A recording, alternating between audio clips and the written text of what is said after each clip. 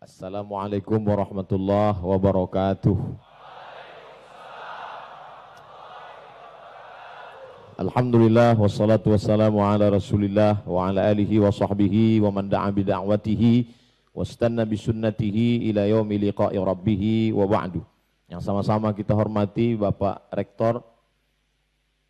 Banyak juga saya kunjungi universitas, tapi yang rektor datang dua-dua baru sekali ini. Masya Allah. Seolah-olah Allah Ta'ala ingin menghibur saya, Abdul Somad, kalau satu tidak mau, dua saya kasih gitu.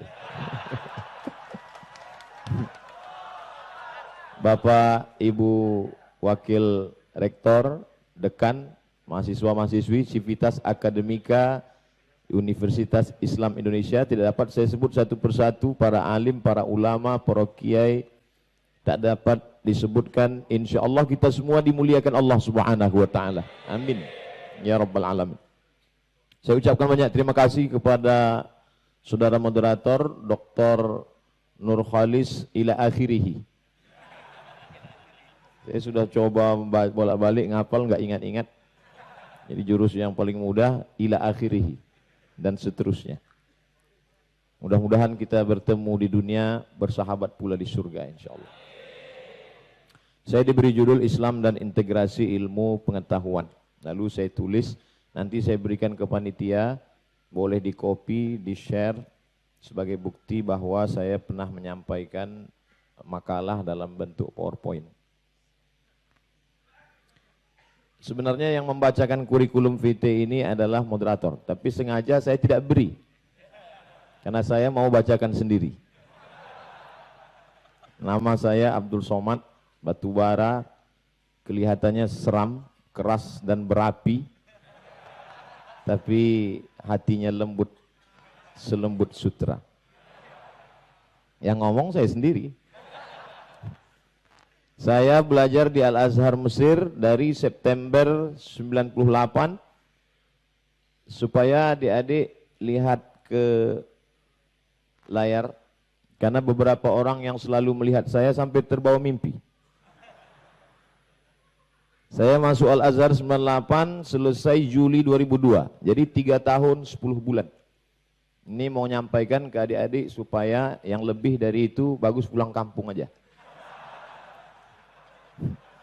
Karena saya baca bukunya bahasa Arab, diktatnya bahasa Arab, yang ngajar orang Arab di negeri Arab, tapi saya selesaikan 3 tahun 10 bulan. Kemudian S2 saya di Darul Hadis, satu lembaga yang didirikan oleh Raja Maroko, namanya Darul Hadis Al-Hasaniyah. Hasaniyah itu diambil dari Raja Hasan II, keturunan dari Sayyidina Al-Hasan, anak Fatimah, anak Sayyidina wa Maulana Muhammad sallallahu alaihi wasallam. Dari Desember 2004 sampai November 2006, 1 tahun 11 bulan. Dari 20 mahasiswa saya orang pertama yang menyelesaikan sidang. Bukan karena paling pintar, tapi karena ingin cepat pulang biar supaya bisa sekalian haji, tiket nggak banyak-banyak. S3 saya di Omdurman, Islamic University Sudan. Saya terdaftar November 2017, kemudian Juli kemarin saya datang ke sana, sudah siap disertasinya, judulnya Syekh Hashim Asy'ari wa Juhuduhu fi Nashris Sunnah di Indonesia. Hadratus Syekh Hashim Asy'ari, Mbah Hashim, dan kontribusinya dalam penyebaran sunnah di Indonesia. Lalu kemudian ketika sudah mau disidangkan, ternyata dilihat di komputer kurang 4 bulan. Syaratnya harus 2 tahun. Sementara saya sudah selesaikan 1 tahun 8 bulan. Jadi saya disuruh datang lagi Desember, mau disidang, mohon doanya. Semua ini cuman mau ngasih tahu aja bahwa saya cepat kuliah. Penghargaan yang pernah saya terima, 1 tokoh perubahan. Republika 2017. Kedua, Datuk Sri Ulama Setianegara. Tolong Datuk jangan diterjemahkan Mbah.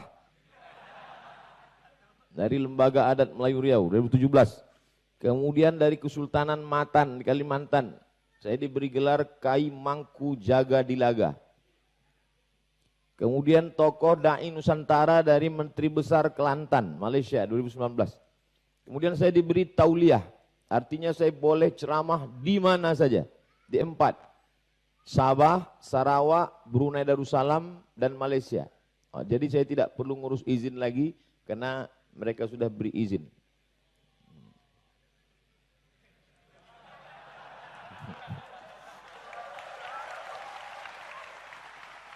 Karya ilmiah. Yang pertama yang saya tulis, Rijalul Muwatta' wa Sahihain alladzina dha'afahumun Nasa'i fi kitab ad-du'afa wal matrukin jam'an wa dirasah, 300 halaman. Yang kedua, Asy-Syaikh Muhammad Hashim Asy'ari wa juhuduhu fi nasri sunnah di Indonesia, 600 halaman. Saya tulis sendiri, tidak copy paste.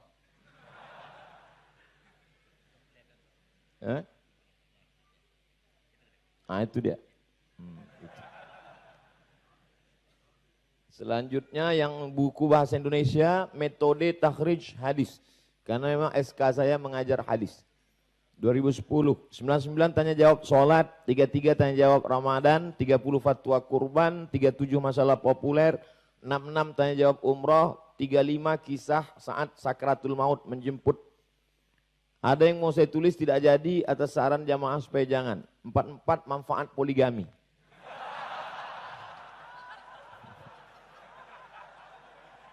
Saya sudah menerjemahkan buku lebih dari 20 judul. Banyak diterbitkan, diantaranya Sejarah Agama Yahudi. Sangat bagus. Lalu kemudian Semua Ada Saatnya. Dan buku-buku lainnya. Kritik judul. Saya mengkritik judul yang diberikan kepada saya. Saya diberi judul Islam dan Integrasi Ilmu Pengetahuan. Menurut saya yang tepat adalah ilmu pengetahuan perspektif Islam. Karena ketika kita mengatakan Islam dan politik, seolah-olah ada Islam, ada politik, lalu kita cocok-cocokkan. Namanya cocokologi.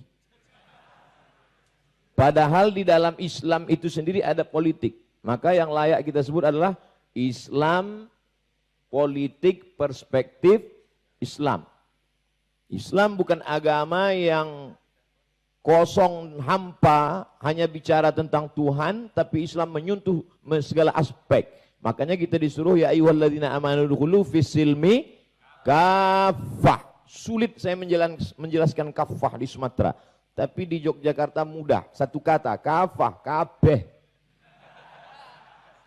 Secara seluruh. Ipolexos but hankam.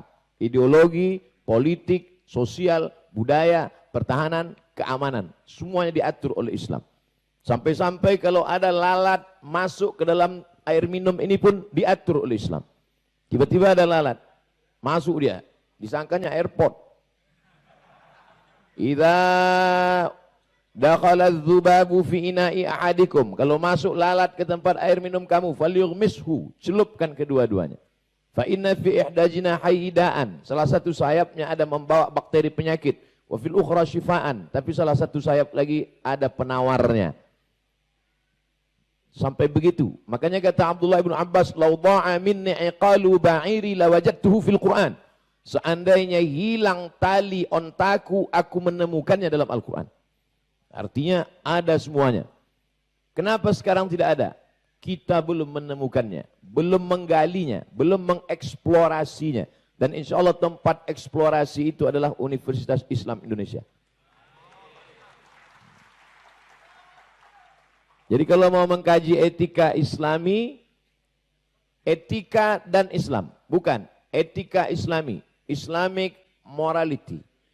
Mohon maaf, mungkin panitia ketika saya katakan kritik judul, dalam hati panitia masih syukur maka kami mau ngundang.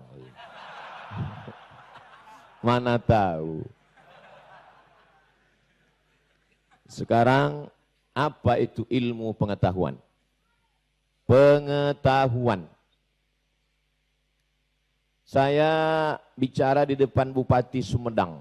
Lalu kemudian sebelum saya menyampaikan tausiah tabligh akbar, Bupati tegak berdiri.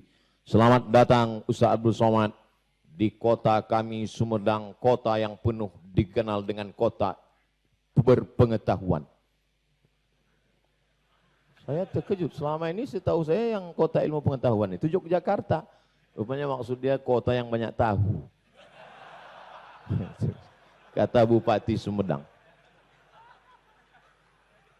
Apa itu ilmu? Ilmu selalunya dalam bahasa Inggris knowledge. K-nya tidak dibaca, sama seperti pisau, knife. Ada juga yang huruf P tidak dibaca, psychology. Jadi jangan jawab kuliah di mana? Psikologi. Betul. Knowledge. What is knowledge? Knowledge, understanding of someone or something such as fact. Understanding, mengetahui, pengetahuan of someone, tentang seseorang, or something, atau sesuatu, benda, apakah dia, such as fact, sesuai dengan fakta dan kenyataan. Maka pengetahuan kita tentang seseorang, tentang sesuatu, tentang kota, tentang benda, sesuai dengan fakta dan kenyataan, itu disebut dengan knowledge. Sekarang kenal tak dengan Abdul Somad? Understanding of Abdul Somad. Mengenal Abdul Somad sesuai dengan fakta, itu disebut dengan knowledge, ilmu pengetahuan. Kalau ada orang kenal Abdul Somad tidak sesuai fakta, itu namanya hoax. Fiktif. Lalu apa kata orang Arab? Saya kutip pendapat Imam Al-Jurjani. Nama kitabnya At-Ta'rifat. Penulisnya Ali bin Muhammad ibn Ali Al-Jurjani. Penerbitnya Darul Kutub Al-Arabi, Beirut. Cetakan pertama tahun 1405. Halaman 199. Saya hanya bisa cerita sampai ke situ. Kalau Ustaz Adi Dayat lengkap dengan tokonya sebelah kiri di dekat tiang ini.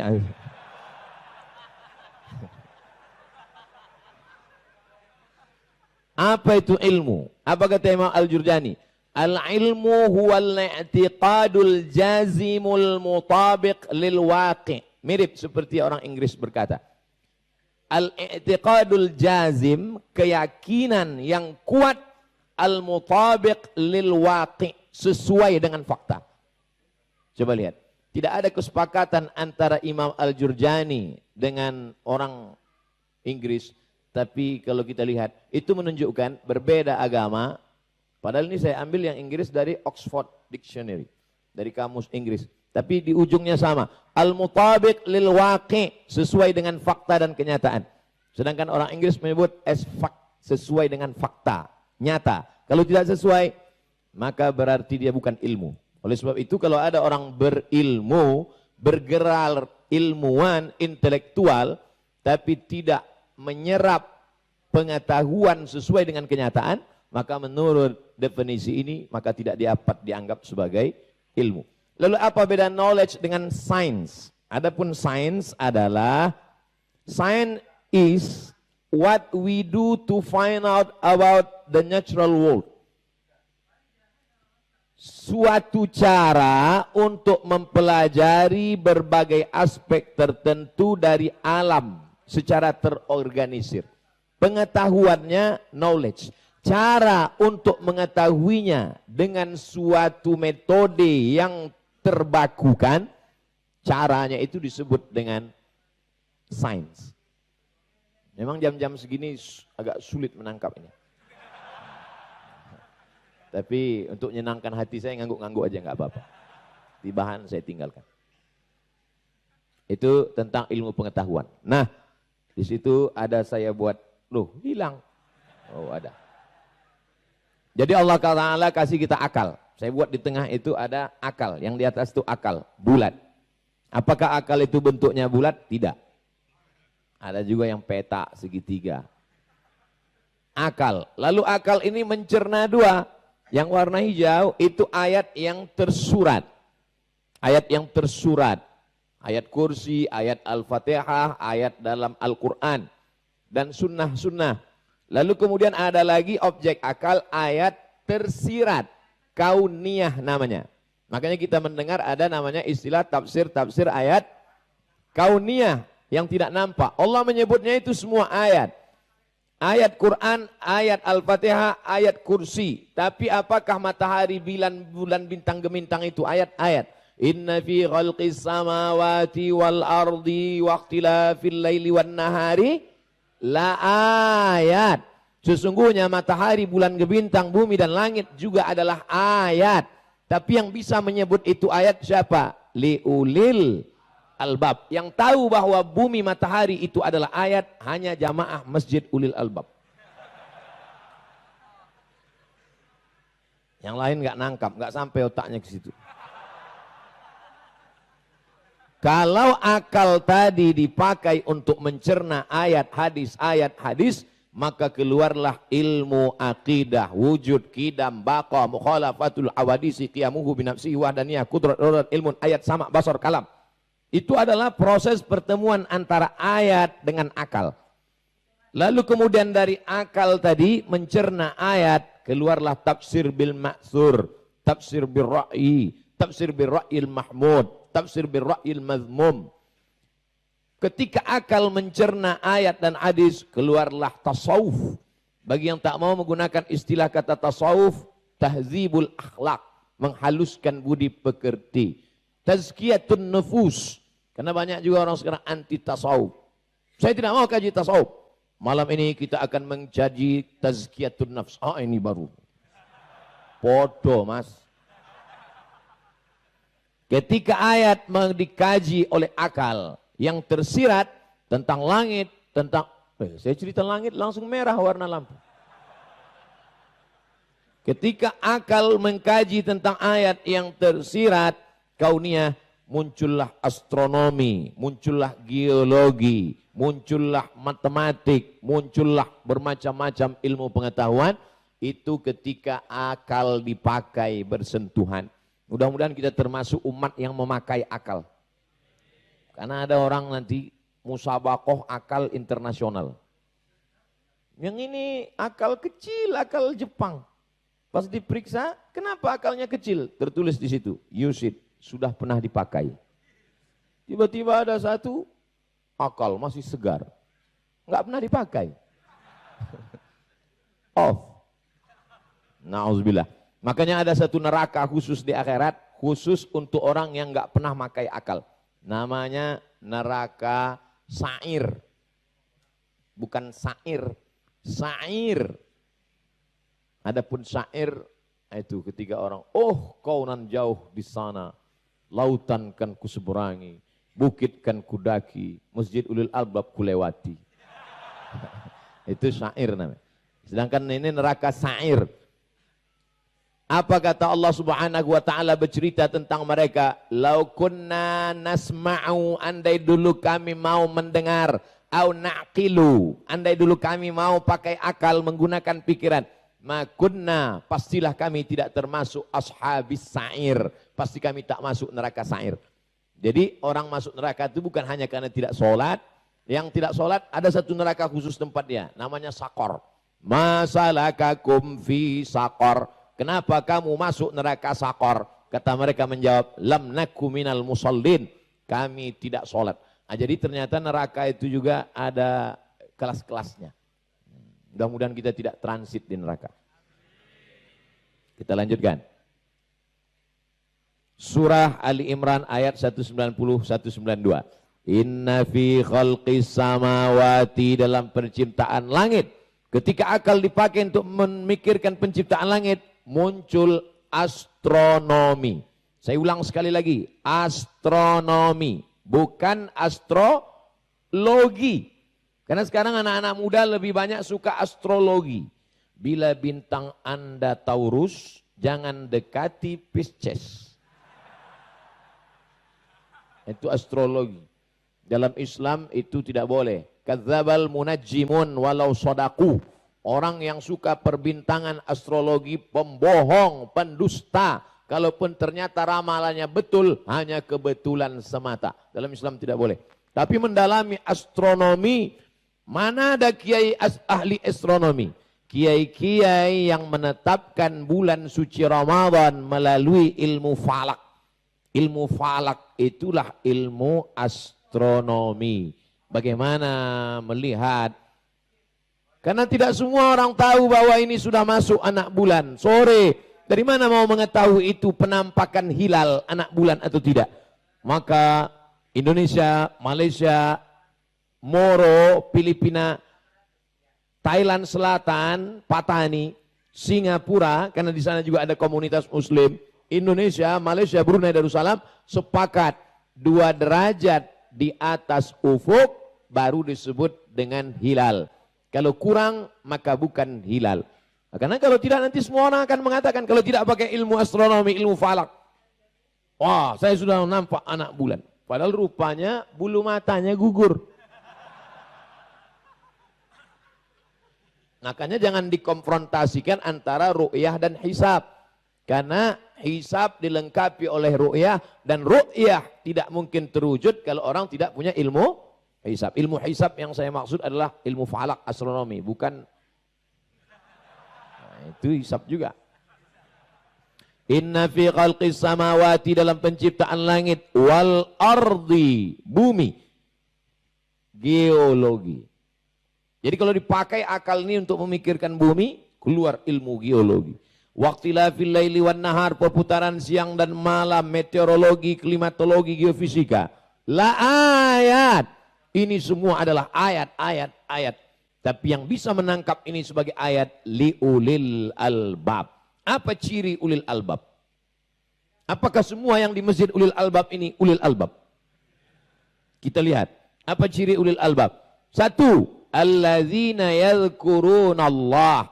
Cerdas spiritual. Spiritualnya dulu tajam. Qiyaman. Saat berdiri pun dia cerdas. Wa qu'udan. Saat duduk pun cerdas. Apa makna berdiri cerdas, duduk cerdas? Waktu kerja pun peduli agama, setelah pensiun pun peduli agama. Oh, ini tafsir dari mana nih Pak Ustadz? Wa ala junubihim, karena posisi manusia ini cuma ada 3. Tegak, duduk, baring. 3-tiganya dia mengingat Allah. Wa yatafakkarun. Pertama cerdas spiritual, yang kedua cerdas intelektual. Intelektual kalau tidak cerdas spiritualnya, hilang innya, tinggal telek. Telek apa ya, mampu. Merusak saja dia. Oleh sebab itu maka cerdas. Setelah cerdas spiritualnya, cerdas intelektualnya, maka akan keluar dari mulutnya. Orang yang cerdas secara spiritual, cerdas intelektual, ketika connect antara spiritual dengan intelektual, yang keluar dari lidahnya adalah Rabbana ma khalaqta hadza batila. Rabb, bertuhan dia. Bertuhan dia. Sekarang banyak orang bukan bertuhan, berhantu. Puncaknya adalah setelah dia mengaku bertuhan di mulutnya, lalu berperilaku sesuai dengan orang yang bertuhan. Apa kata dia di akhir? Faqina adzaban nar. Kalau kita baca 2 ayat ini, mana yang lebih dulu? Bertuhan dulu baru berilmu, atau karena berilmu lalu orang bisa bertuhan?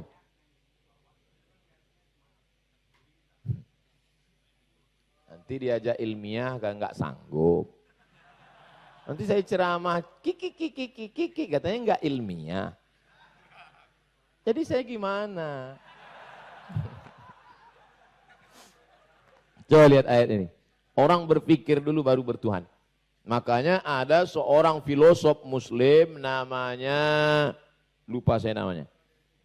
Tapi dia menulis satu kisah, judul itu kisahnya berjudul Hai bin Yaqzan. Nama penulisnya Ibnu Tufail. Saya punya novelnya. Novel semi fiktif. Ada seorang anak lahir di tengah hutan, bapaknya mati, ibunya meninggal, dibesarkan oleh gorila. Tidak bertuhan.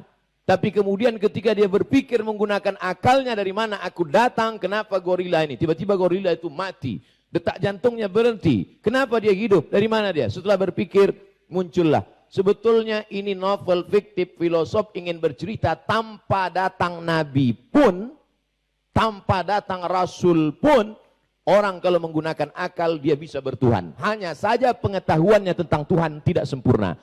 Makanya banyak para pemikir-pemikir itu bertuhan tapi tidak beragama. Karena kata dia agama terlalu sempit. Agama terlalu sempit kata dia. Tapi dia tahu Tuhan tapi tidak kenal Tuhan secara jelas. Siapa nama Tuhanmu? X. Karena akal tidak menjelaskan siapa Tuhan. Yang menjelaskan siapa namanya adalah Muhammad sallallahu alaihi wasallam.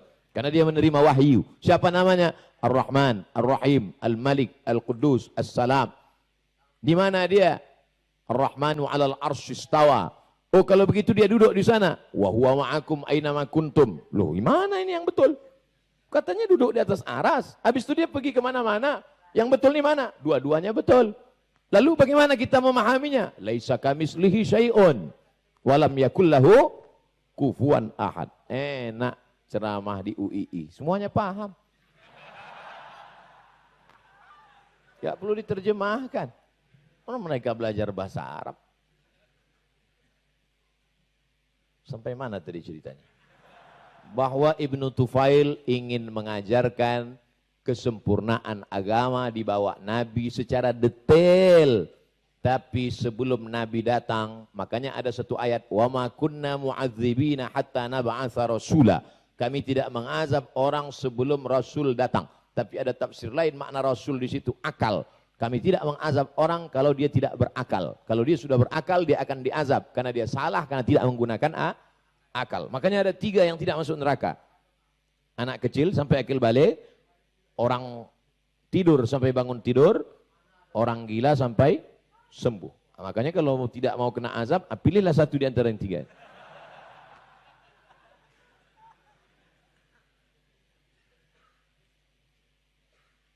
Apa kata muridnya? Bu, gimana proses penciptaan manusia dalam Quran? Ini true story, kisah nyata. Anak SMP nanya ke guru di kelas. Bu, gimana proses penciptaan manusia dalam Quran? Apa kata ibu gurunya? Jangan bawa-bawa agama. Kita sedang belajar biologi. Kalau mau cerita agama, pergi sana tablik akbar. Kalau mau cerita agama, pergi sana yasinan, tahlilan. Pergi sana maulidan. Di sini adalah ilmiah biologi. Kok bisa orang goblok jadi guru?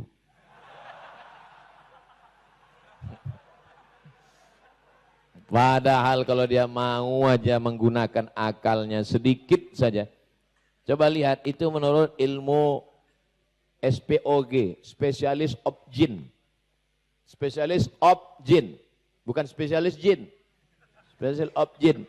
Dari maaf, sperma berubah menjadi darah, berubah menjadi daging, berubah menjadi tulang, akhirnya makhluk yang sempurna. Padahal Allah sudah cerita dalam surat Al-Mu'minun ayat 14. Apa kata Allah Subhanahu wa taala? Wa laqad khalaqnal insana min sulalatin min tin, tanah. Tsumma ja'alnahu nutfatan, sperma, fi qararin makin, di tempat yang kokoh, rahim. Tsumma khalaqnan nutfata, kami robah sperma alaqah menjadi darah.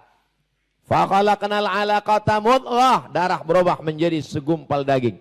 Fakhalaqnal mudghata 'idhaman, daging kami robah menjadi tulang. Fakasawnal 'idhama lahma, tulang itu kami balut lagi dengan daging. Tsumma ansha'nahu khalqan akhar, setelah itu kami robah makhluk yang berbeda dari daging, berbeda dari tulang, berbeda dari darah, berbeda dari air, menjadi makhluk yang sempurna. Fatabarakallahu ahsanul khaliqin. Saya pernah di panel mengkaji dengan judul yang hampir mirip dengan hari ini.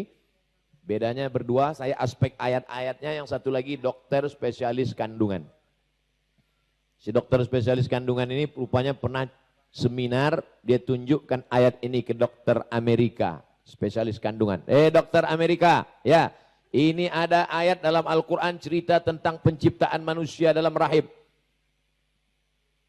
Apa kata si dokter Amerika? Mungkin Nabi kamu sudah punya teleskop. Karena mereka rasional. Mereka bagi kita mudah saja. Dari mana Nabi Muhammad tahu ayat ini? Wa ma yantiqu 'anil hawa. Dia tidak bicara mengikut hawa nafsunya. In huwa illa wahyun yuha wahyu. Oleh sebab itu maka saya bangga di UII 2017 saya datang, apa kata Pak Rektor Ustadz Abdul Somad? Ternyata yang paling banyak di Fakultas Kedokteran itu adalah yang dapat beasiswa itu anak-anak penghafal Al-Quran. Mudah-mudahan sampai hari kiamat insyaAllah. Kenapa Ustaz bangga? Karena mereka yang jadi dokter hafal Quran itulah yang paling bisa menceritakan tentang ayat ini. Betul apa betul?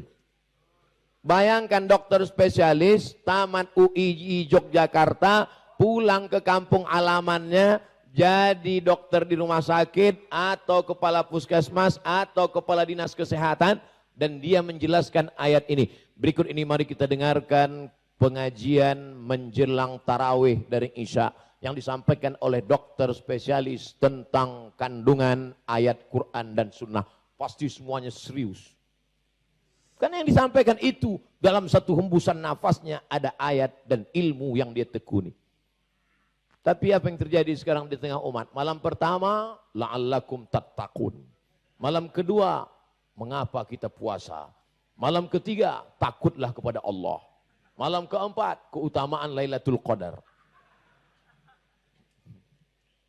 Islam menjadi amat sangat menarik ketika alumni-alumni ini nanti bicara sesuai dengan ilmunya masing-masing.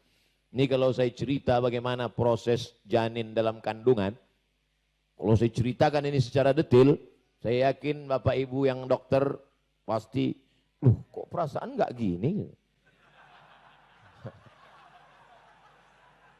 Karena kata pepatah Arab, man takallama fi ghairi fannihi ata bil ajaib. Siapa yang bicara bukan pada bidangnya, ngomongnya ajaib-ajaib. Aneh-aneh. Makanya saya selalu suka kalau integrasi ilmu pengetahuan ini di panel dengan dokter. Suatu ketika saya pernah ditelepon dari Universitas Riau. Assalamualaikum Ustaz Abdul Somad. Waalaikumsalam. Bisa Ustaz datang ke kampus kami? Insya Allah. Apa pembahasannya? Otak. Wah, kalian mungkin salah hubung, salah kontak ini. Saya Abdul Somad yang Ustadz, bukan yang spesialis otak. Ustadz nanti dipanel dengan spesialis otak. Jadi Ustadz cerita tentang ayat-ayat berpikir, tentang hadis-hadis akal, nanti dokter bercerita. Ternyata duduk dengan dokter sebentar itu, saya banyak dapat pengetahuan. Terutama ayat yang selalu saya baca dalam sholat. Nasiyatin, kazibatin, khati'ah, nasiyatin, ubun-ubun. Kalau bayi kecil nampak dia gitu kan. Pernah ngeliat bayi kecil kelihatan. Jangan ditusuk, lembut itu. Nasiyatin, ubun-ubun, kazibatin, pembohong, khati'atin, pelaku dosa. Tolong jangan dipoto. Nanti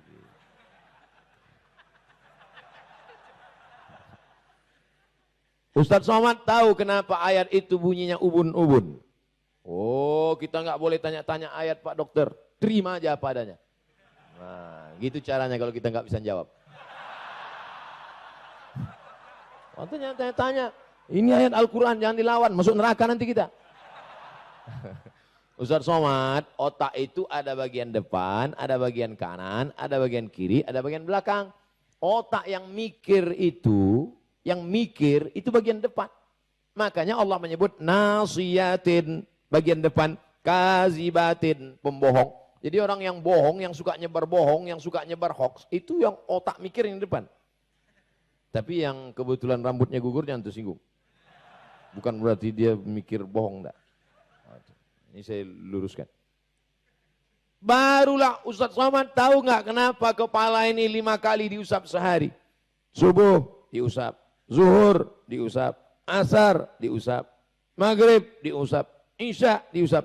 Ternyata Ustadz Somad menurut ilmu kami spesialis otak, ini kepala kita ini di-scan secara automatically. Ada alatnya, ada softwarenya di dalam yang men-scan otak 5 kali. Masya Allah, selesai acara wudhu kita pun berdoa, Allahumma ja'alni minat tawabin wa ja'alni minal mutatahhirin. Ternyata di luar dia dibersihkan, di dalam dia di-scan. Siapa yang bisa menjelaskan itu? Spesialis otak. Saya copy paste dari dia.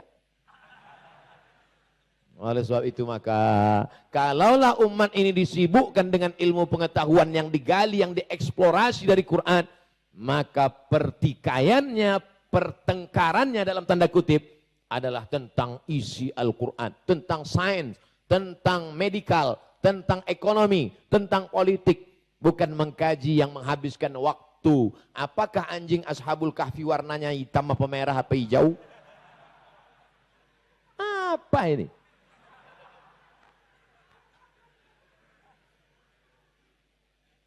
Mukjizat ilmiah. Ghulibatir Rom. Bangsa Romawi dikalahkan. Yang mengalahkan Romawi adalah Persia. Karena waktu itu ada dua kutub. Kutub utara, kutub selatan, kutub timur, kutub barat. Siapa yang mengalahkan Romawi? Persia. Di mana lokasi peperangannya? Fi adnal ardi. Adna artinya dekat. Maka lihat terjemahan Quran Depak, Kementerian Agama. Di bumi terdekat. Karena maksudnya adalah tempat berperang itu di Yordania, di Laut Mati. Al-Bahrul Mayyit, Laut Mati. Dekat dari Mekah. Fi adnal ardi, di bumi yang dekat. Saya ambil terjemahan. Di negeri yang terdekat. Kalau saya mengatakan, Dr. Nur Khalis dekat dari saya. Dr. Nur Khalis adna minni mauqi'an. Dia dekat dari saya. Ternyata setelah diteliti, kok hilang? Ternyata setelah diteliti ada makna kedua. Terendah. Terendah. Ini dia hasil penelitiannya.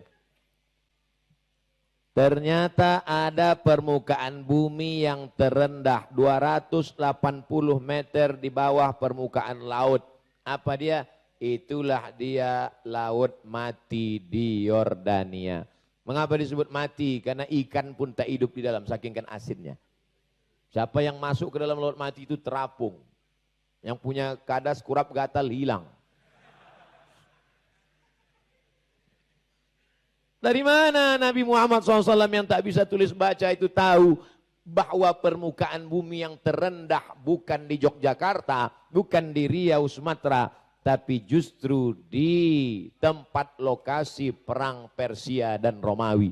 Diceritakan 1400 tahun yang lalu. Maka kalau diintegrasikan antara sains, ilmu pengetahuan dengan Al-Quran Islam. Kalau orang Islam mendalami ilmu ini, akan keluar dari mulutnya berkata, ma khalaqta hadza batila, tidaklah yang kau ciptakan sia-sia, dan yakinlah pengetahuannya ini benar datang dari Allah. Yasin wal Qur'anil Hakim, innaka Muhammad SAW laminal mursalin tanzilal azizir rahim. Turun dari Allah Subhanahu wa taala.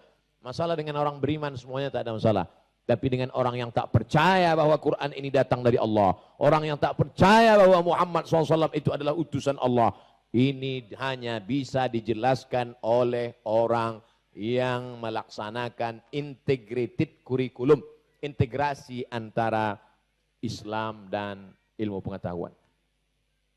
Wal jibala autada, gunung-gunung sebagai pasaknya. Dari dulu ayat ini kita baca. Amma yatasa'alun 'anil naba'il 'azim alladzi hum fi mukhtalifun kalla saya'lamun alam naj'alil arda mihada. Bukankah telah kami jadikan bumi ini terhampar? Wal jibala autada, bukit-bukit sebagai pasaknya. Ternyata yang bisa menjelaskan ini bukan Ustaz Abdul Somad. Siapa yang bisa menjelaskan ini? Tuh dia. Ternyata sepertiga bukit itu yang di atas. Bukit itu yang kita kelihatan besar itu sepertiganya yang di atas. Yang 2/3 tertanam di dalam. Itulah yang menyebabkan kenapa kerak bumi tidak bergeser. Kerak bumi tidak bergeser karena pakunya, pasaknya kuat. Tapi nanti sampai masanya gunung bukit itu akan terjabut. Wa takunul jibalu kal ihnil ma'uf. Ketika Gunung Bromo, Gunung Kidul, Gunung Merapi, Gunung Kelut, Gunung Sibaya.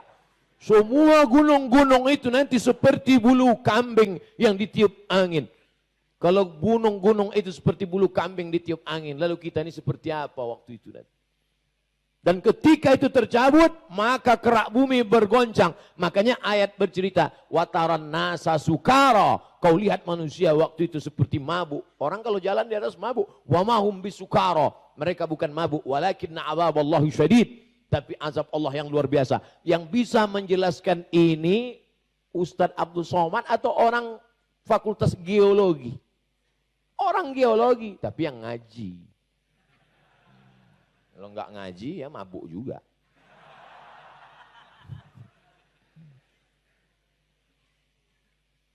Ini ayat dibaca terus. Ada orang meninggal, dibaca. Ada orang kerasukan, dibaca. Pindah rumah baru, dibaca. Mobil baru, dibaca. Istri baru, dibaca. Wasyamsu tajri li mustaqarril laha dzalika taqdirul azizil alim. Ayat ini menjawab perdebatan NASA bahwa bumi berkeliling, ya. Neptunus berkeliling, ya. Merkurius berkeliling, ya. Pluto berkeliling, ya. Mars berkeliling, ya. Apakah matahari itu diam atau bergerak? Ikhtilaf mereka. Satu mazhab mengatakan matahari diam. Satu mazhab mengatakan matahari bergerak. Apa kata Allah dalam surat Yasin? Wasyamsu tajri. Matahari itu berlari kencang, tapi dia tidak berputar seperti bumi. Limustaqarril laha, dia bergerak kencang di tempat diamnya. Makanya mengatakan matahari diam, betul, karena matahari bergerak di tempat diamnya. Nanti mana tahu ada kelahi 2 orang, kelahi tangkap, kalian dua-duanya betul. Yang mengatakan matahari bergerak, wasyamsu tajri, yang mengatakan matahari diam, limustaqarril laha, dia diam di tempat diamnya, tapi dia bergerak sekencang-kencangnya. Tapi sayangnya yang nemukan itu bukan orang Islam. Karena orang Islam baca Yasin ngusir hantu. Dulu sebelum ada anak UII. Setelah ada anak UI Jogja, dia yang bisa menjelaskan ini. Mas jurusan apa? Jurusan matahari. Insyaallah, tabarakallah. Itu dia gambarnya. Mustaqarrus syams, tempat diamnya matahari. Harakatu bitijah masar majarrah, gerakan matahari berkeliling. Sama seperti kita melihat velg mobil Ferrari, Lamborghini, kalau dia kencang, lari 200, itu seperti tidak bergerak. Velgnya itu seolah-olah tidak bergerak, padahal dia sangat kencang. Saking kencangnya, seolah tidak bergerak. Teman kita juga gitu, saking kencangnya tidurnya seperti tidak bergerak. Padahal dia sangat kencang bergerak. Kebenaran sejarah. Sejarah juga bagian dari ilmu pengetahuan. Dan Al-Quran bercerita tentang sejarah yang tidak dituliskan oleh para pakar sejarah. Apa kata Allah bercerita? Wa qaulihim inna qatalnal masih. Mereka berkata kami sudah membunuh Isa. Allah bantah. Wa ma salabuhu. Mereka tidak pernah membunuhnya. Wa ma salabuhu, mereka tidak pernah mensalibnya. Walakin subbihalahum, tapi ada orang lain yang diserupakan wajahnya, mirip dengan dia. Innal ladzina ikhtalafu fih, mereka yang berselisih pendapat tentang ini, yang satu mengatakan Isa, yang satu mengatakan bukan. Lafi syakkim, mereka syak, ragu tentang ini. Ragu. Begitu juga dengan kameramen yang ragu mau mengupload ini, potong nanti. Saya ragu nih, jangan-jangan Ustaz dilaporkan sekali lagi nanti gitu. Kita di masjid, di depan mahasiswa UII, enggak apa-apa. Paling yang ditangkap yang ngupload.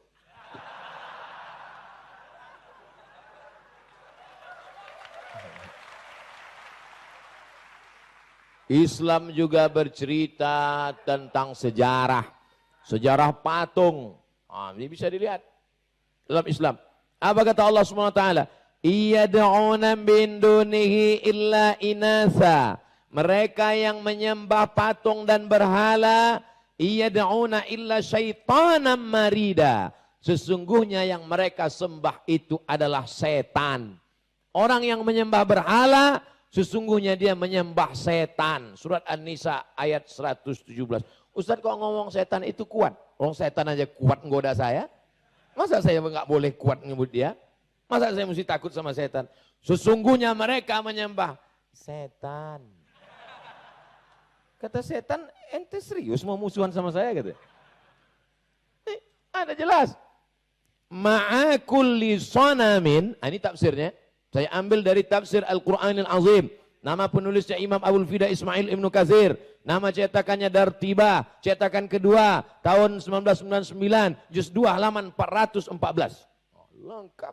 Siapa bilang ceramah saya enggak ilmiah? Cuman di atas pentas kan saya enggak bisa gini. Di mana saya bisa menunjukkan dalil-dalil? Di UII. Makanya undang saya ke kampus.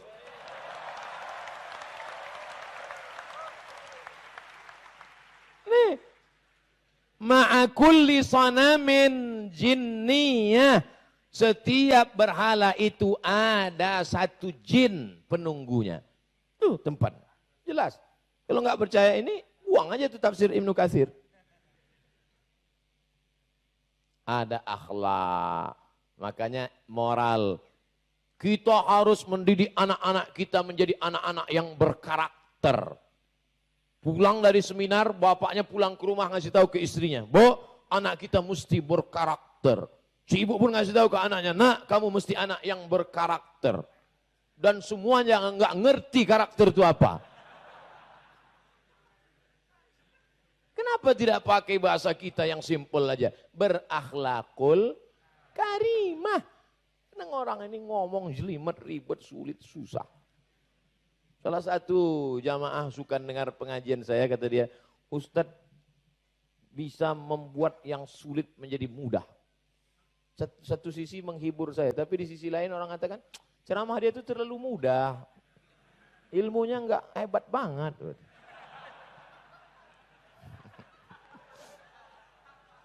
Nah, maka dalam Islam diajarkan. Kalau ada orang mengatakan, marilah kita berakhlakul karimah pada pimpinan kita, Pak Rektor, Pak Dekan, Pak Kepala Ketua Jurusan. Biasa. Tapi Islam mengajarkan, coba lihat. Surat Al-Mumtahanah ayat 8. Apa kata Allah Subhanahu wa Ta'ala?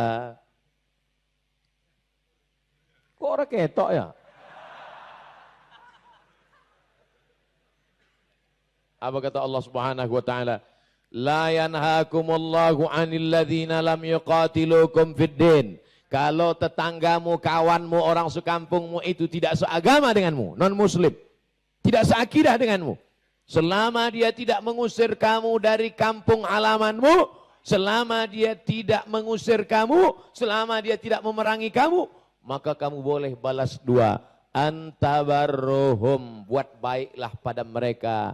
Wa tuqsitu ilaihim, bersikap adillah pada mereka. Jangan sampai kita tidak baik, tidak adil hanya karena berbeda agama. Tolong kalau mau mendengar ceramah somad, makanya dengar sampai habis. Inilah masalahnya, orang nggak punya paket dengar ceramah saya, susah kita. Dengar sampai habis. Surah Al-Mumtahanah ayat 8. Selama dia tidak mengusir kamu dari kampung halamanmu, selama dia tidak membunuh kamu, maka kamu balas dia dengan dua. Berbuat baik dan bersikap adil. Siapa bilang, karena dia beda agama denganmu, pancung kepalanya, bakar rumahnya, hancurkan semua. Itu tidak benar. Pernah Ustaz ceramah ngomong gitu?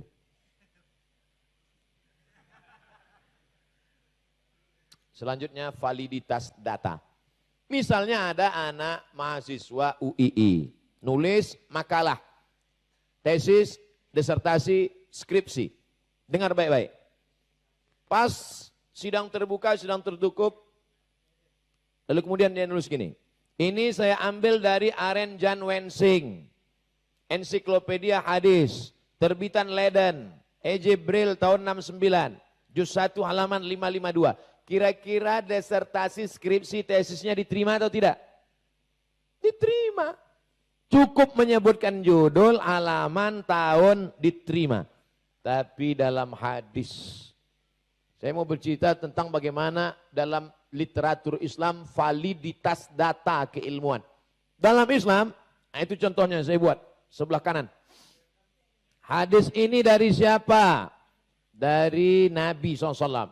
Man kharaja fi talabil ilmi, siapa yang keluar rumah untuk menuntut ilmu, fahuwa fi sabilillah, maka dia sama seperti orang berjihad di jalan Allah.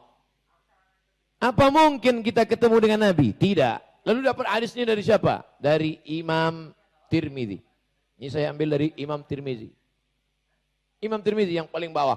Imam Tirmidzi meninggal 279. Artinya 2 abad setengah setelah meninggal Nabi Muhammad SAW. Mungkinkah orang 2 abad setengah setelah meninggal ketemu dengan Nabi?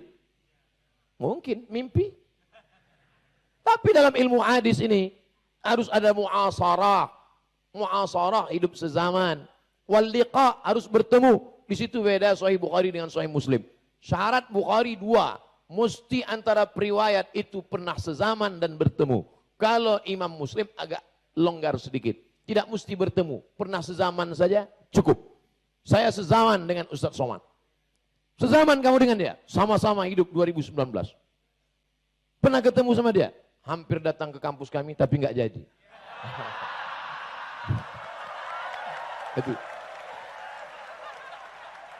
Itu kalau Sahih Bukhari nggak diterima. Tapi kalau Sahih Muslim terima. Jadi kita pakai standar Imam Muslim aja lah.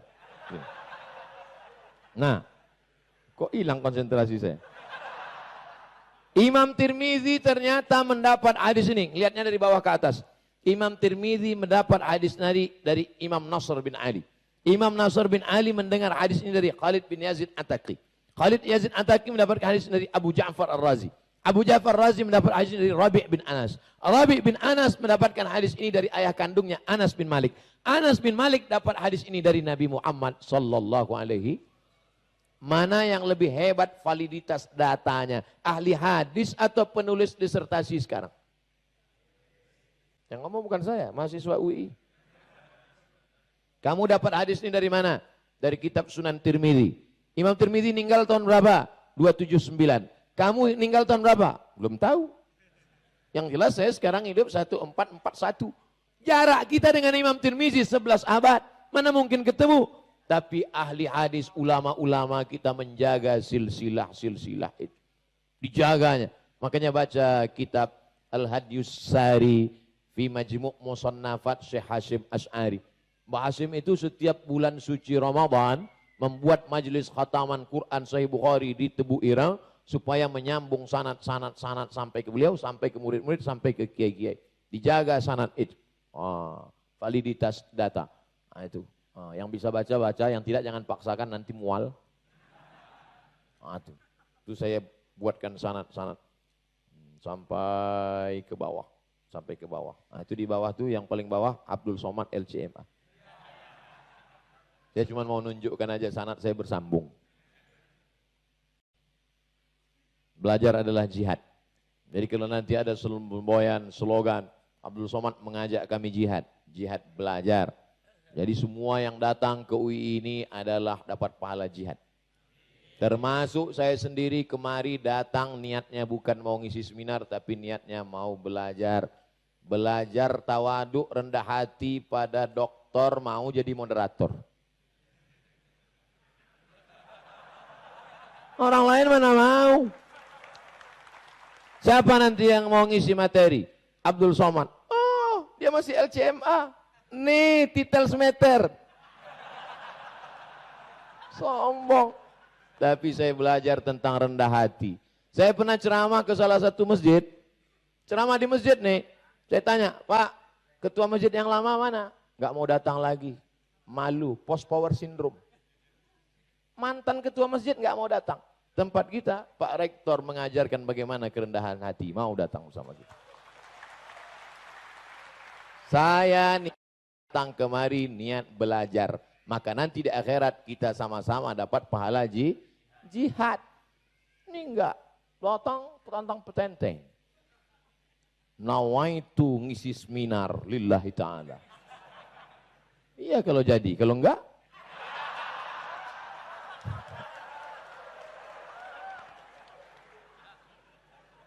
akan lahir. Nah, akan lahir. Siapa yang akan lahir? Akan lahir Ibnu Haitham, pakar optik. Akan berlahir logaritma, Khawarizmi. Kenapa payah mereka menyebut Khawarizmi, logaritma. Averroes, Ibnu Rushd. Avicenna, Ibnu Sina. Al-Farabi, the second teacher.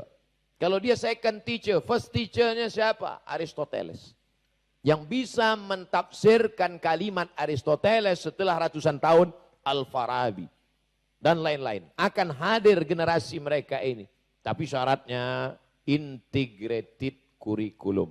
Harus ada integrasi kurikulum. Salah satu tujuan didirikannya Universitas Islam Indonesia mengintegrasikan kurikulum ini. Insya Allah. Amin. Maka ada saintis, ada dokter yang sangat hebat dalam ilmu pengobatan, tapi nggak pernah sholat. Ada yang sangat rajin sholat, tapi nggak tahu kedokteran. Dua-duanya sama-sama rugi, walaupun yang satu agak untung dikit. Tapi yang paling untung adalah dokter yang rajin beribadah, membaca Quran, mengeksplorasi ayat, menemukan sesuatu yang tak ditemukan orang.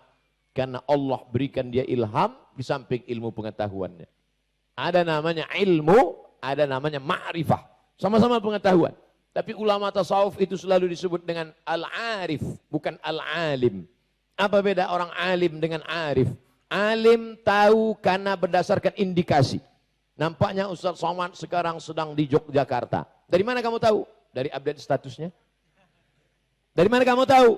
Saya lihat sendalnya di depan. Hanya indikasi. Tapi ada orang yang mendapatkan pengetahuan, saya tahu Ustaz Somad di Yogyakarta. Dari mana kamu tahu? Nih kami udah selfie tadi. Maka orang yang alim tahu dengan akalnya. Sedangkan orang yang arif diberikan Allah pengetahuan melalui ilham. Oleh sebab itu Allah berjanji dalam Quran, wattaqullah, kalau kau takut kepada Allah, wa yu'allimukumullah, Allah akan mengajarkan ilmu yang tak diperoleh orang lain. Karena ada yang mendapatkan dengan akal, tapi ada yang mendapatkan, orang menyebutnya sixth sense. Ada intuisi, tapi bukan bisikan jin, hantu dan setan. Jadi kalau dia sudah menggeluti bidang ilmu ini, taat beragama, mendekatkan diri kepada Allah, seimbang antara kecerdasan intelektual dengan spiritual, maka Allah berikan dia ilham, maka dia akan menjadi penemu-penemu seperti yang pernah dulu Islam pada masa jaya. Seimbang antara Islam dengan sains, seimbang antara kecerdasan spiritual dengan intelektual, seimbang antara tazakkur dengan tafakkur. Tazakkur berzikir, tafakkur berpikir. Ada zikir saja, tak mau mikir. Ada mikir aja, tak mau zikir. Yang lebih parah, udah nggak zikir, nggak mikir. Cita-cita tertinggi pemuda Islam UII. Saya ingin jadi dokter, bagus. Saya ingin jadi lawyer, bagus. Saya ingin jadi saintis, bagus. Saya ingin jadi penemu, bagus. Tak salah. Tapi itu hanya jalan, wasilah, cara. Tujuan akhir hidup adalah membebaskan Palestina. Amin. Membantu anak-anak fakir miskin terlunta. Syariah the only option for the UK. UK United Kingdom. Syariah the only option for the UK. Syariat Islam menjadi salah satu alternatif. Padahal di negeri non-muslim berani dia berkata begitu. Oh, kita kan tinggal di demokrasi Pak Ustadz. Demokrasi tidak menghalangi kita untuk memakai nilai-nilai Islam melalui perda, perbub, pergub. Kita konstitusional, bukan inkonstitusional. Makanya akan lahir bupati-bupati, gubernur-gubernur, wali kota, pemimpin-pemimpin. Anda yang nggak bisa, jadi RT aja dulu. Duk tes. Sampel contoh kepala desa, ustadz ceramah di masjid, khamar haram, judi haram. Keluar dari masjid, orang lagi ayam sambil mabuk. Tapi kalau kepala desa, dia tidak khutbah, dia tidak ceramah, langsung dia buat peraturan desa kita, nggak boleh laga ayam. Kalau mau laga ayam, desa sebelah. Mana yang lebih efektif penerapan syariat Islamnya? Antara ceramah atau kekuasaan? Kekuasaan. Oleh sebab itu luar biasa. Terakhir, kejayaan Islam akan terulang kembali hanya dengan kemajuan ilmu pengetahuan. Secercah harapan itu datang dari UII Yogyakarta, insyaallah. Itulah yang dapat saya sampaikan pada kesempatan kali ini. Mohon maaf atas segala kekhilafan dan kesilapan. Selanjutnya saya serahkan kepada moderator Dr. Nur Khoris. Terima kasih. Wassalamualaikum warahmatullahi wabarakatuh.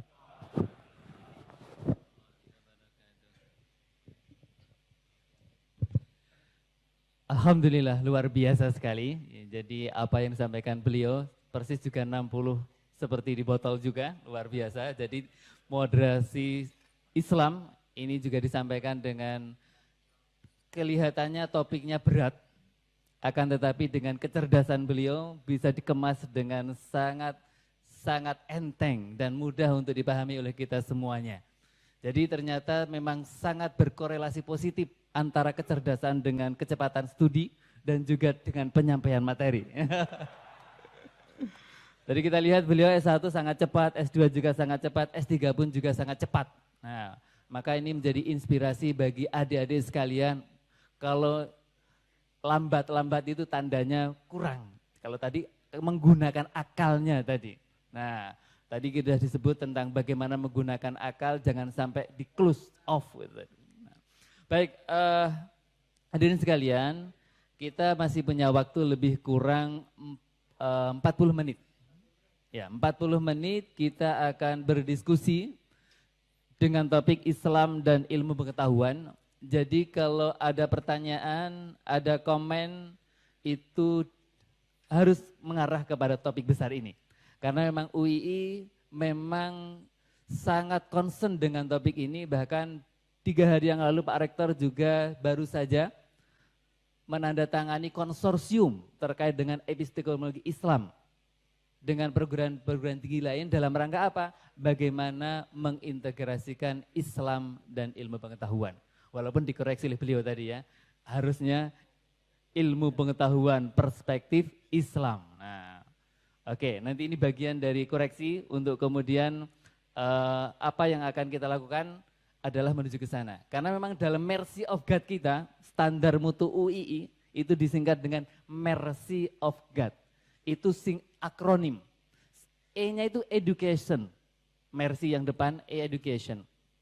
Dan di education itu saya baca dijabarkan adalah education yang integrasi antara Islam dan ilmu pengetahuan. Itu standar UII. Jadi maka betul tadi kalau harapannya lulusan UII memang betul-betul bisa mengintegrasikan Islam dan ilmu pengetahuan. Nah, oleh karena itu Bapak Ibu sekalian, kita punya waktu lebih kurang 40 menit ke depan. Jadi mungkin 2 dulu dari Ikhwan, kemudian kalau dari akhwat ada juga dipersilakan 2. Karena di atas juga ada mic. Mungkin ladies first atau men first. Nah, oke, yang kalau yang Putri belum kelihatan, kita yang lagi dulu ya. Ada yang depan, ada yang tengah mungkin ya. Baik, monggo Ustadz, 1 dari Masjid Setiati, kemudian mohon maaf yang tengah ya, agar yang tengah yang pakai baju biru nanti disebutin namanya. Kemudian yang Putri adakah yang akan bertanya, Ahwat? Tidak kelihatan, jadi kalau begitu kita berikan Ikhwan sana yang berkacamata pakai baju coklat. Yang di sini apakah ada yang berbaju putih yang ujung sana? Ya, jadi sudah 4 ya. 1, 2, 3, 4. Mohon maksimal 2,5 menit. Jadi mohon 2,5 menit agar Ustadz Abdul Somad bisa memberikan respon lebih banyak dari pertanyaan disampaikan. Jadi mohon straightforward. Jadi mohon singkat dan langsung pada poinnya. Baik, monggo Bapak. Assalamualaikum warahmatullahi wabarakatuh. Mohon disebutin nama Ustaz. Ta'aruf Yazid Nasrullah dari Masjid Suci Hati Saliman. Untuk Ustadz Abdul Somad, kami serombongan membawa bis kemari Pak. Karena mestinya mau datang ke MZU, ternyata di Masjid Gede Kauman sepi. Jadi kita musyawarah gimana kita? Ya sudah, ke UI aja yang pasti ada Ustadz Abdul Somad. Alhamdulillah bisa ketemu dan saya duduk di depan. Luar biasa. Dan tadi saya jumpa Rektor UI juga. Terima kasih Pak Rektor sudah menyelamatkan umat Islam Jogja Pak.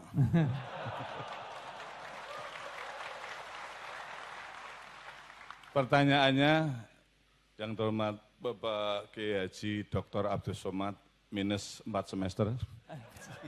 4 bulan Bapak. Oh 4 bulan, maaf 4 bulan. Al-afu minkum kualat ini sama Ustadz Abdul Somad. Pak Ustadz, di dalam Al-Quran dikatakan fa'lam. Ini paling esensial sekali, annahu la ilaha illallah. Jadi belum kita beriman, itu kita suruh ngilmoni, ya, berilmu, berepistemologi Islam lah kalian baru beriman. Nah, fa'lam di sini makna denotatifnya arif atau alim. Kalau lafadz zohiri kan fa'lam, jadi alim saja, bukan arif, gitu. Kemudian yang kedua, apakah perlu ya Islam itu diparadokkan dengan ilmu pengetahuan, sehingga kita seminar pada siang hari ini harus diintegrasikan. Bukankah tadi uraian Ustadz banyak inherent ilmu pengetahuan itu ada di dalam sistemik Islam itu sendiri. Jadi Islam merupakan grup, ilmu pengetahuan anak grup. Bagaimana sebenarnya ini? Apakah betul-betul integrasi ini perlu? Atau sekedar wacana bahwa ini aplikasi saja, hendaknya mau mengatakan alumni UII nanti, mbok bahasa Jawa. Itu kalau ada kedokteran ya kedokterannya yang beda dengan kedokteran pada umumnya ya tahu Al-Quran gitulah. Seperti tadi ilmu obsgin dan lain sebagainya. Apakah itu saja agar UII ini aplikatif dan pembeda sehingga competitive advantage-nya, output-nya bisa menang, leading di masyarakat pemanfaat ilmu ini. Makasih. Baik, terima kasih Pak Yazid. Waalaikumsalam warahmatullahi wabarakatuh. Selanjutnya, monggo tadi, monggo silahkan yang kedua. Bisa berdiri, tolong berdiri agar suaranya, kalau agak sulit menyampaikan mic, tolong berdiri, kemudian sebut suaranya. Kalau bisa diranting. Ya. Ya, singkat. Ya, Assalamualaikum warahmatullahi wabarakatuh. Waalaikumsalam. Terima kasih atas kesempatannya. Yang terhormat Pak Rektor dan Pak Ustadz Abdul Somad. Saya ingin menanyakan, ini mungkin simpel aja dan langsung to the point. Menurut Pak Ustadz ada tips dan trik nggak untuk kami selaku mahasiswa untuk lebih kritis lagi dalam mengkaji ilmu pengetahuan yang luas. Terutama kan ilmu pengetahuan yang tersebar di dunia ini kan bukan Islam mayoritas, tapi berdasarkan dari teori-teori Barat. Maksudnya secara teori kita belajar tentang Barat, tapi secara praktikal kita umat Islam pasti mengaplikasinya dalam bentuk syariat. Nah, bagaimana cara kita lebih kritis lagi dalam mengkaji hal itu dan bagaimana sikap kita atau sikap diri kita terhadap hal tersebut. Terima kasih. Ya, nama siapa tadi? Namanya Fahri. Fahri, iya. Oke. Mas dari Fahri. Yogyakarta. Oke. Baik, terima kasih. Selanjutnya monggo silakan berdiri.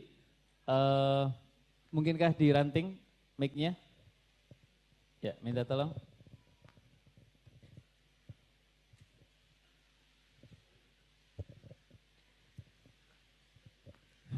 Ya, silakan. Bismillahirrahmanirrahim. Assalamualaikum warahmatullahi wabarakatuh. Perkenalkan Ustadz, saya Vini Pratama dari Bangka Belitung. Alhamdulillah bisa ketemu Ustadz, jauh-jauh dari Bangka ketemunya di Jogja, alhamdulillah. Jadi pertanyaan saya Ustadz, masih berkaitan dengan pertanyaan nomor 2, terkait pengembangan ilmu pengetahuan. Yang memang sekarang kan yang bisa dibilang kiblatnya ilmu sains itu kan di barat ya Ustadz. Terkait untuk pembelajaran untuk mengeksplor lebih dalam, apakah untuk menggalinya lagi referensi guru kita itu juga kita manfaatkan dari kiblat mereka atau kita pelajari dari guru-guru Islam atau ini agamanya Islam tapi agama secara sainsnya itu bagus Ustadz. Jadi gitu. Terkait guru nanti. Sebaiknya menurut Ustadz bagaimana? Ya, itu saja. Assalamualaikum warahmatullahi wabarakatuh. Waalaikumsalam warahmatullahi wabarakatuh. Baik, yang keempat ada yang baju putih. Ya, silakan berdiri.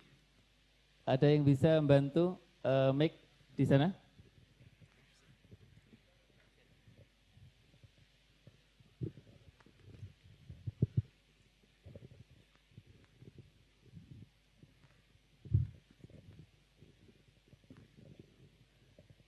Ya, silakan. Assalamualaikum warahmatullahi wabarakatuh. Waalaikumsalam warahmatullahi wabarakatuh. Perkenalkan, nama saya Hasbi. Saya dari akuntansi UII. Mau nanya bagaimana sikap kita menanggapi pengaruh-pengaruh dari luar. Yang sekarang itu kita tahu bahwa dunia digital itu sudah sampai di kalangan pemuda. Dan yang kedua, bagaimana cara kita menanggapi hoax yang beredar di masyarakat. Terima kasih. Baik, terima kasih. Untuk awal ini 4 dulu ya.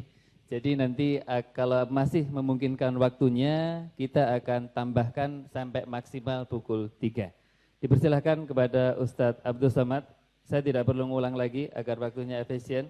Tapi kalau nanti ada yang perlu saya ulang, nanti bisa saya bantu. Silakan Ustadz. Fa'lam annahu la ilaha illallah. La ilaha illallah penting, tapi di awalnya itu fa'lam, berilmulah tentang la ilaha illallah. Ustadz, kenapa kami ketika mengkaji sifat 20 itu jelibet, rimet, sulit, payah sekali? Karena ketika filsafat diharamkan dengan keluarnya tahafud al-falasifah, maka orang Islam yang otaknya cerdas-cerdas itu yang dulu hebat menekuni bidang filsafat takut dikafirkan. Akhirnya bakat di filsafat itu dilarikan kedua. Pertama ilmu kalam, yang kedua ke usul fikih. Makanya kalau kita baca kitab usul fikih itu kitab usul fikih Al-Mustasfa yang ditulis oleh Abu Hamid Al-Ghazali meninggal 505. Hanya dikaji di program magister di Al-Azhar. Artinya apa? Berat. Kitab usul fikih Ar-Risalah yang lebih tua ditulis oleh Imam Muhammad bin Idris Asy-Syafi'i meninggal 204. Juga sulit. Dulu waktu saya dan kawan-kawan mencoba menerjemah beberapa bait dari Ar-Risalah, kebetulan datang tamu seorang dari Mesir, dia tanya, lagi nerjemahin apa? Ar-Risalah. Senyum dia. Apa paham? Kata dia. Kenapa? Karena orang-orang cerdas itu melampiaskannya dalam tanda kutip syahwat keilmuannya dalam tanda kutip lagi kedua bidang itu, ilmu kalam dengan usul fikih. Karena kalau dia bahas filsafat takut dikafirkan, takut disesatkan. Padahal sebenarnya fa'lam yang dimaksud dalam la ilaha illallah itu sederhana. Coba lihat dalam Al-Qur'an. Afala yanzuruna ilal ibili kaifa khuliqat. Mengapa mereka tidak melihat onta? Wa ilas sama'i kaifa rufi'at. Mengapa mereka tidak melihat langit? Wa ilal ardi kaifa sufihat. Mengapa mereka tidak melihat bumi? Apa kata ahli tafsir tentang 3 ini? Untuk mengenal Allah, carilah yang dekat-dekat saja. Kenapa onta? Karena orang Arab begitu buka mata langsung yang dilihat onta. Maka ini disebut afala yanzuruna ilal ibili kaifa khuliqat. Mengapa mereka tidak melihat onta bagaimana diciptakan? Berpikir tentang onta, makhluk yang besar, bisa tidak minum sekian bulan, tenaga yang kuat, sangat patuh, padahal dia juga sangat brutal. Berpikir tentang langit, siapa yang menciptakan, berpikir tentang bumi.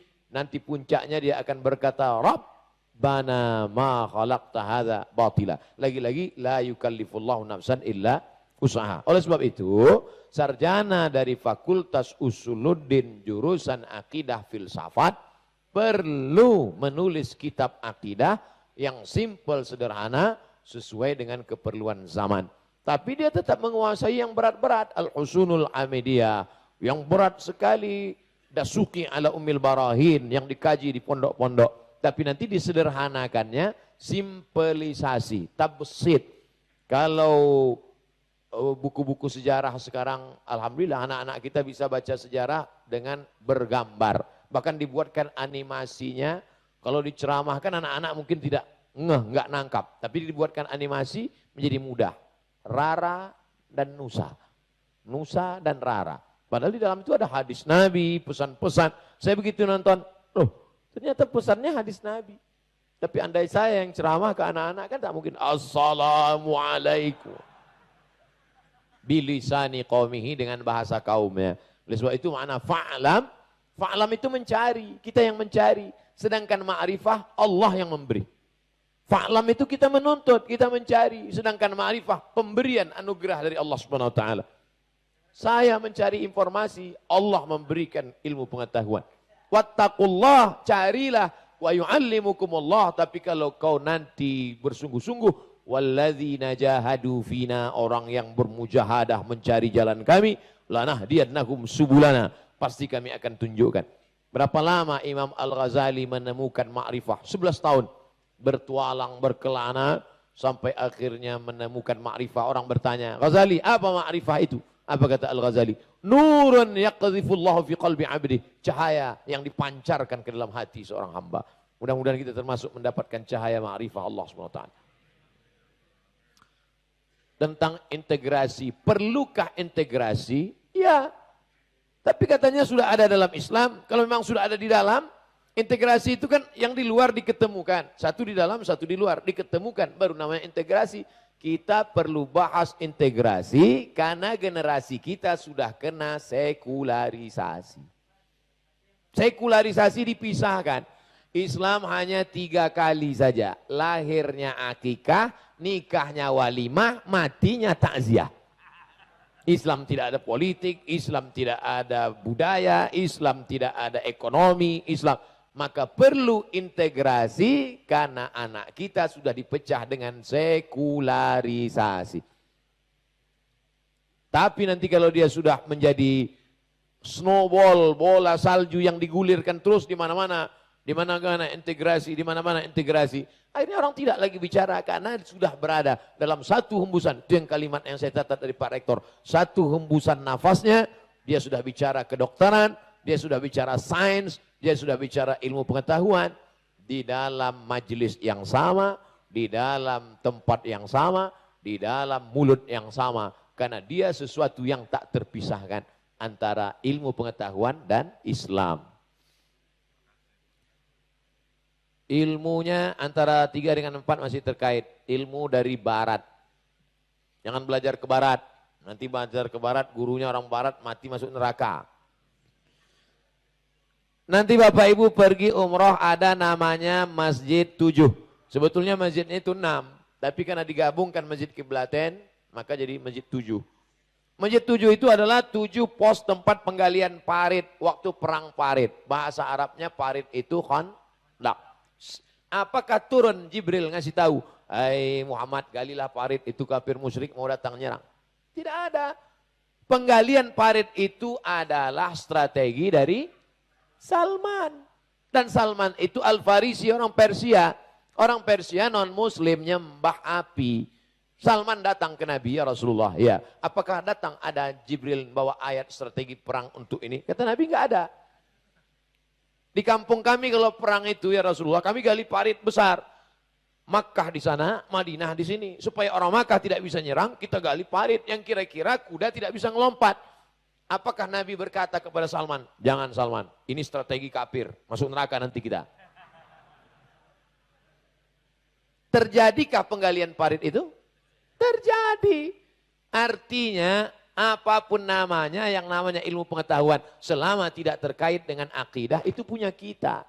Makanya ada ungkapan, bukan hadis Nabi, al-hikmatu dhallatul mu'min. Kebenaran itu milik orang beriman. Aina wajadaha fahuwa ahqqu biha. Dimanapun dia dapatkan, dia yang paling berhak. Karena itu punya dia. Cincin saya hilang. Hilang. Na'udzubillah, mudah-mudahan gak hilang. Hilang. Tiba-tiba besok saya lihat ada tetangga saya non-muslim memakainya. Apakah karena dia yang memakai lalu saya diam? Saya akan katakan, ini punya aku brother. Kalau syukur-syukur dia mau membalikkan, alhamdulillah. Kalau tidak ya saya bayar. Mari ku bayar. Ongkos uang nemu. Karena itu punya kita. Maka kebenaran adalah milik orang beriman. Aina wajadaha, di mana dia menemukannya? Fahuwa ahaqqu biha, maka dia berhak untuk mendapatkannya kembali. Oleh sebab itu sebelum ulama datang ke Nusantara, kita sudah berakhlakul karimah. Yang tidak diajarkan. Tentang mengembalikan uang pakai tangan kanan. Tentang nunjuk. Di mana masjid Pak? Kalau kita nanya di Jogja, di mana masjid? Ada, hadis Nabi ngajarkan begitu. Hai orang beriman, kalau ada orang bertanya, ginilah. Mana ada? Kalau kami di Sumatera, di mana? Sana. Di Jogja. Itu yang disebut dengan local wisdom. Kebaikan, apa salahnya? Selama tidak terkait dengan ritual, dengan agama dan keyakinan. Wala ana abidun ma'abadtum wala antum abidun ma'abud lakum dinukum waliyadin. Makanya dengar penjelasan lengkap. Kalau enggak lengkap, kemarin saya naik motor. Oh, banyak yang membuli. Kenapa naik motor? Itu motor punya kafir. Astagfirullah, inilah enggak dengar sampai habis. Nah, ini tentang masalah ilmu-ilmu yang dari barat. Ketika pada masa Khalifah Abu Ja'far Al-Mansur, ingat baik-baik, Abu Ja'far Al-Mansur, maka dibuatlah lembaga bernama Darul Hikmah, Dar rumah, hikmah, rumah ilmu pengetahuan. Disusunlah tim penterjemah, dan yang diterjemahkan itu kitab-kitab berbahasa Yunani, Greek. Yunani waktu itu Islam apa non-Muslim? Non-Muslim, tidak Islam. Lalu buku kedokteran, buku fisika, buku matematika, buku diterjemahkan. Dan kemudian anak-anak umat Islam membaca dan lebih mengerti pula dari orang Yunani. Bisa menjelaskan penjelasan Sokrates, Demokritos, Aristoteles, Thales. Lebih canggih daripada orang Yunani asli. Apalagi bumi kita Nusantara. Semua yang sampai ke tempat kita ini kalau diolah oleh orang kita, sampai orang aslinya pun bingung. Martabak Mesir, saya nggak pernah ketemu di Mesir.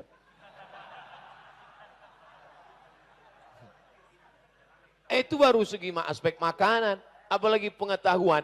Belajarlah ke Jepang, pelajari teknik. Itu Bapak almarhum Bahruddin Yusuf Habibi, belajarnya di mana? Jerman. Tapi orang Jerman sendiri mengakui kehebatannya. Bayangkan dulu kalau program pesawat itu jadi, Masya Allah. Saya kemarin nggak perlu ditunjukkan pramugari tempat duduk. Saya bisa pakai pesawat pribadi seandainya harganya seperti harga Kap 70. Karena cita-cita bangsa ini Presiden Soekarno dulu luar biasa. Menyatukan dari Nusantara. Nusa pulau antara di atas benua Asia, di bawah benua Australia. Antara Australia dengan Asia ada pulau kecil-kecil. Itulah disebut dengan Nusa Antara. Antara Australia dengan Asia ada pulau kecil-kecil. Nusantara. Cita-cita besar kita adalah negeri yang besar. Seperti dulu pada masa kerajaan Sriwijaya. Dari mulai Vietnam sampai Papua. Nusantara. Oleh sebab itu, karena Nusantara ini tidak bisa ditempuh dengan mobil. Tidak bisa dengan kapal laut, dengan pesawat. Di mana kita belajar pesawat? Oleh sebab itu orang Islam menggunakan akalnya, menggunakan. Makanya dalam Islam diajarkan khairun nas anfa'uhum linnas. Orang yang paling baik adalah orang yang bermanfaat buat orang lain. Maka anak-anakku yang mau melanjutkan belajar pesawat ke Jerman, belajar kedokteran ke Barat, belajar mobil ke Jepang, silakan. Kalian pelajar, berguru kalian kepada Honda, Suzuki, Yamaha. Setelah pulang kalian buat yang lebih canggih lagi. Ini apa namanya? Parno. Nah, mohon maaf kalau kebetulan namanya sama. Artinya apa? Bisa. Tapi tidak ada hubung kait dengan akidah, dengan keyakinan. Ini murni hubungan sosial, hubungan dunia. Bagaimana kami sebagai pemuda ini menyikapi sikap pengaruh luar yang luar biasa masuk ke dalam. Betul. Andai saya diminta lagi jadi mahasiswa semester 1, S1 saya tak tanggup. Godaan yang luar biasa. Zaman saya kuliah handphone nggak ada. Internet nggak ada. Tahun 99, 2000 baru kami mengenal warnet. Anak zaman sekarang Masya Allah, Tabarakallah. Oleh sebab itu, di zaman 2019 ini masih ada anak muda yang dengar pengajian, masih takut pada Allah. Inilah anak-anak muda penghuni surga insya Allah. Andai saya semuda kalian, belum tentu setakwa kalian. Boleh jadi lebih sakau dari kalian. Oleh sebab itu ini anak-anak muda yang sudah lulus fit and proper test. Ibu-ibu yang berada di atas, lihat-lihatlah ke bawah kalau mau cari menantu. Sayang cuma nampak kepalanya aja. Artinya apa? Yang sekarang sudah berprestasi, pengajian, sholat berjamaah, bagus. Tapi jangan pernah puas, jangan euforia sesaat. Terus lanjutkan. Jangan pernah sendirian. Anak muda jangan pernah sendirian. Karena serigala hanya akan menerkam kambing yang sendirian. Maka berjamaahlah, buatlah komunitas. Macam-macam komunitas. Kamu dari komunitas mana? Jombloan fisabilillah. Mantap, kelihatan dari tatapan matanya. Jangan pernah sendirian. Setelah buat komunitas, ingat, setan Sunan Tirmidzi, inna syaitan qad ya'isa an ya'budahul musallun. Setan sudah putus asa menggoda orang sholat. Kalau setan sudah melihat anak muda sholat, dia tidak akan goda lagi supaya menyembah dia.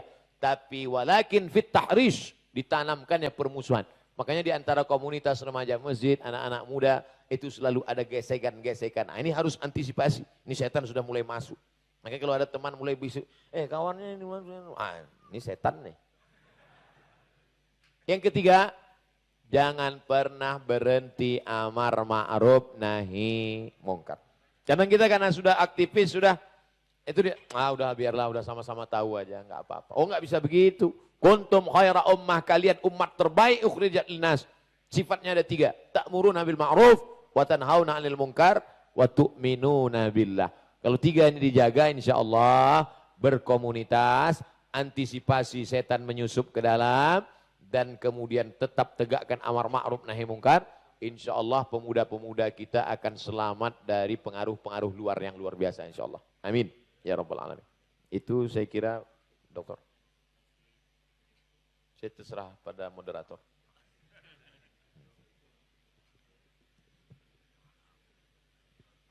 Tayyib. Karena masih menyerahkan kepada moderator, masih punya waktu 15 menit. Jadi kira-kira 2 pertanyaan dari ujung sana. 1 Bapak, nggih. Kemudian dari, kalau Ahwat adakah Ahwat? Oh ya, Ahwat ada, mohon maaf Bapak-Bapak, nggih. Ahwat ada karena tadi belum kebagian. Ya, yang pink dekatnya, apa itu? Dekatnya tiang, ya, pink dekat tiang. 2 saja karena waktunya tinggal 13 menit. Monggo, yang di sana Bapak, bagaimana sampai?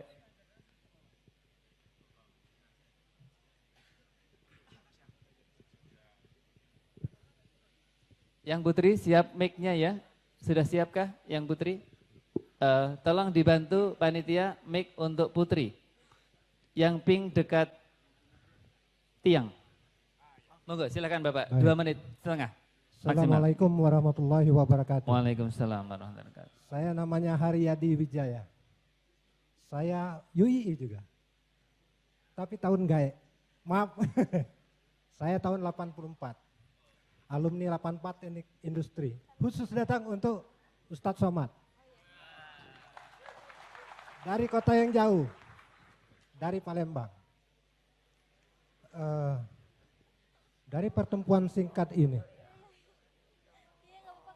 menginspirasi bahwa sebetulnya permasalahan apapun yang terkait dalam materi hari ini atau kejadian menimpa Ustadz Abdul Somad di hari ini atau kemarin adalah masalah ini.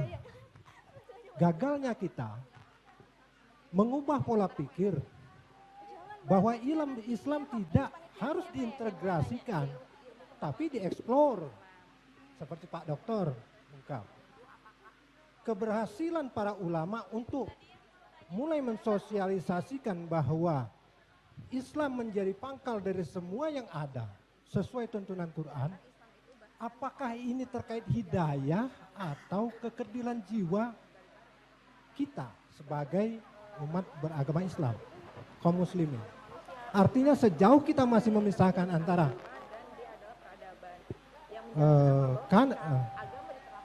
potensi Islam dan pengetahuan masih secara terpisah, kecuali saintis adalah cara berpikir untuk menyelesaikan pengetahuan itu sendiri. Kegagalan kita menafsir bahwa sebetulnya Islam dan pengetahuan itu adalah induk dan anak. Pertanyaan saya Pak Ustadz, apakah ini termasuk hidayah yang kita semua derita bahwa ulama atau pemimpin belum tahu ini atau karena kebodohan kita? Semoga Allah memberkahi Pak Rektor, Pak Dokter, dan memberi kesehatan kepada Ustadz Abdul Somad. Amin, amin, ya Rabbal Alamin. Agar senantiasa menggaungkan apa yang menjadi bahwa Islam, cara hidup Islam merupakan pangkal dari segalanya. Demikian, billahi taufiq wal hidayah. Assalamualaikum warahmatullahi wabarakatuh.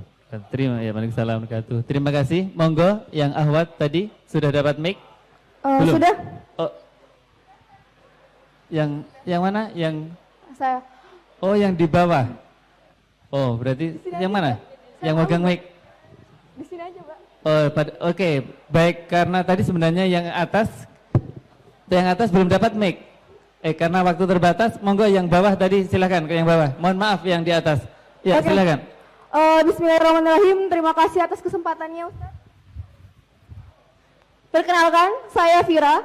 Saya dari Universitas Gadjah Mada, datang di sini untuk mencari ilmu bersama teman-teman di sini.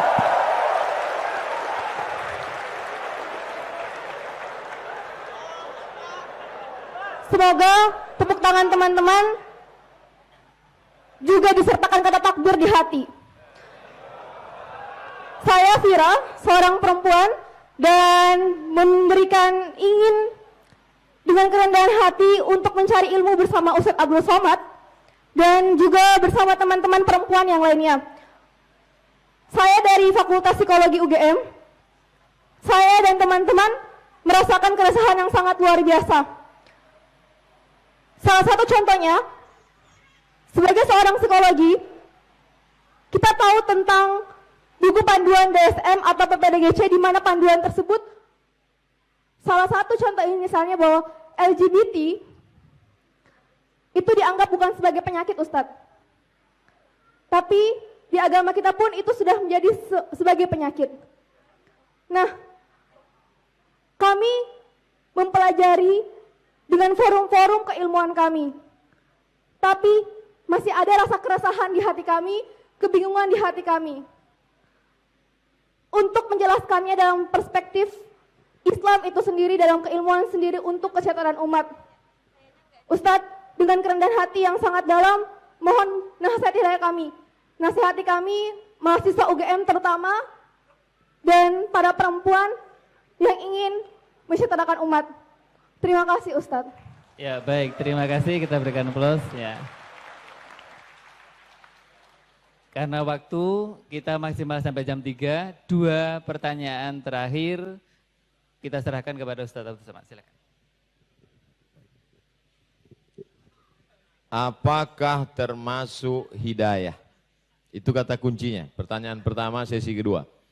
Segala kebaikan yang ada tersirat dalam hati, terlintas dalam pikiran adalah bagian dari hidayah Allah Subhanahu wa taala.